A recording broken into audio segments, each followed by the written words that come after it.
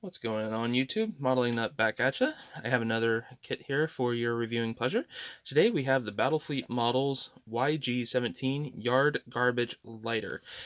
This ship would have been a shipyard garbage barge, or ship I should say, because it was powered, that was in service at Pearl Harbor during the 1941 attack.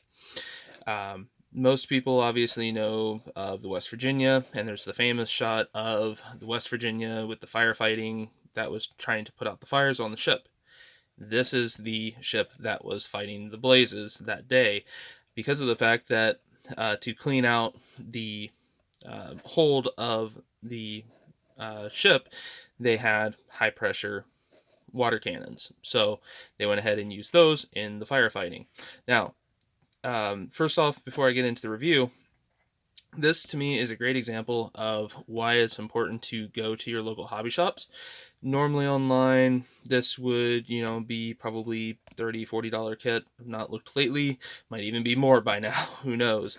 However, at a local hobby shop, I was able to pick it up for $10. So, something that if you're into ship modeling, you could easily find. And again, estate sales, sadly, it is a thing. And so it gives you the opportunity to pick these up secondhand. When I got it, it was sealed. I went ahead and opened it up because obviously I wanted to take a look at it. And so let's go ahead and open it on up and see what this comes with. We'll set the box out of the way. Now, this is more of a garage style limited run kit.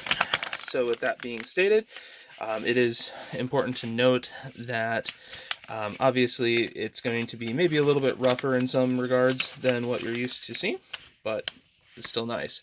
So obviously 1 to 350 scale, waterline series, garbage lighter. This was YG-15, 17, or 21. Can be built out of this, and as you can see here, kit number is BFM 35001. Continuing on, there is the picture again of the ship fighting the fires on the West Virginia, and YG-17 at Pearl Harbor on December 7th. So another shot of the actual aircraft, or I'm sorry, the actual ship. Goodness. Obviously, a little bit, read before constructing, resin parts, wash them in dish soap because of the release agents, things like that. Using super glues for photo etch, the basics information. And then here is the item. So you have talking about using brass rod for the aft mast and foremast, along with a little bit of brass rod for the flagpole here at the back. And then that is your instruction sheet. So very simple, but again, given this is 1 to 350 scale, if you happen to get a West Virginia or something like that, it would be a very fitting item to put next to this. As this is still sealed, I would like to keep it in its original sealed, so I will try to show the details through the plastic. As you can see here, you have the 2 sealed garbage holds. Try to get that to lock in. There we go. And then you have the nice side ports there. Decent level of detail along with the doors and things like that. Really nice crisp molded on the resin. So I was happy to see that. There's the other side. And then side of the second area here, you have the other little parts, which would include the main deck housing, or I should say the main wheelhouse, the funnel, which is hollow, which is nice. Some other little searchlight, lifeboat,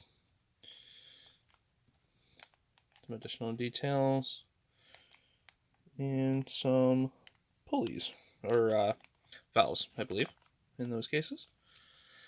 So that is the resin part. And then you also get a little tiny bit of photo etch in it. Let me get this out. A pliers to just carefully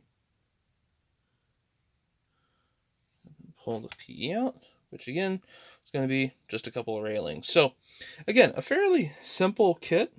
There's not a lot that's going on with this kit. However, that being said, again, for the $10 price point, you could definitely have, a month or two's worth of work put into this. And it's something that you wouldn't see at shows very often. And also, again, if you happen to have a Battleship West Virginia or something to that effect that would have been from the Pearl Harbor attack, it is definitely fitting to kind of have this next to it, as this ship is what was trying to save it that day. So hopefully you guys enjoyed the review. Hope to catch you in the next one. See ya.